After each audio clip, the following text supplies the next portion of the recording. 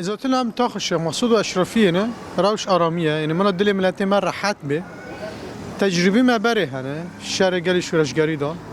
و هم حاضرن جو شر چه پیکواری جی پاراستنا خوب بکن پاراستنا گله خوب بکن پاراستن ده همی آلی دا ده آلیه عسکری دا جی ده آلیه همی آلیه دا همی پاراستنا خوب بکن و لکلک عسکری خوشی بسکن کلک قواتا خوشی قواتا پاراستنا شیخ مقصود اشرفی امی بسکنن پاراستنا گلی خو امی بهفدرا بکن ام جی یک جوی گلینا آنها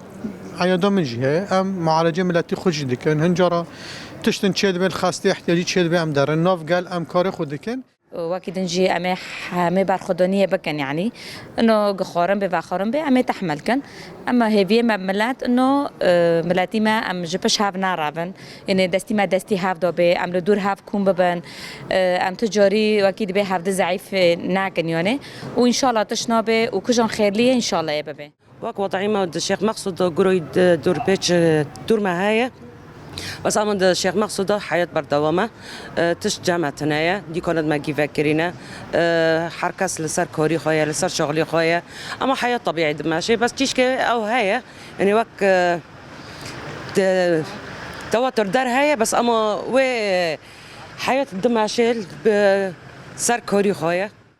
ملاجي جت توعيات بيناكا تشتنا جشاري شرشجريه شاري تايبات ملاد ماشي ماكينه دارن واجه خضراتينن محل بعد كان معونه دار شكل دراتنا بي بحر ناكا الحمد لله منا محتاجي تشتكينا وهولي ما يجي فلسطيني تاخيد كان ملاد مدني جدار دكابن